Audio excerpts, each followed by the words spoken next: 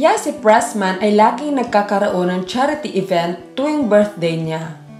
Talaga namang nakaka-proud ang ugali ng aktres na si Yasi Pressman. Kung matatandaan, last 2018 na birthday ng aktres ay pumunta sila sa isang lugar para mamigay ng mga food packs at nagkaroon din ng medical mission na ibinigay ang aktres. Makikita sa mga ngiti ng mga tao ang saya.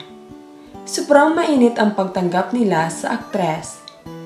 Talagang nag-enjoy ang aktres sa ginawang charity event. Ayon sa kaya si Pressman, sobrang napuno niyo po talaga ang puso ko ng kasiyahan at sana napasaya din namin kayo. Gayon pa man kahapon May 10, 2021 ay nagkaroon ulit ng birthday charity event ang aktres. But this year, ang charity is all about for pets, sponsored by one of her business venture na presidential post. Sa post ng aktres sa kanyang Instagram account, yesterday's preparation for today's birthday charity event at Potion Project in Bulacan.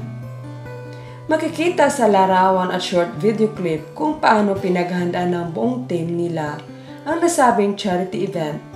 Kaya sobrang saya ang mga netizens sa ginawa ng aktres.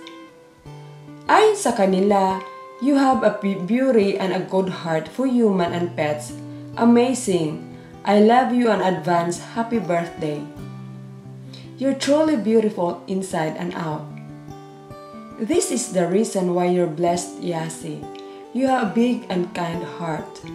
More blessings to come. You deserve everything of it. Ang paghanga ko sa iyo sa God at todo, I love you, Yasi.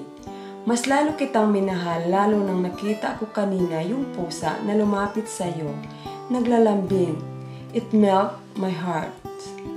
Kaya yan ang rason na minahal ang nag-iisang Yasi Pressman dahil sa kabaitan niya at busi.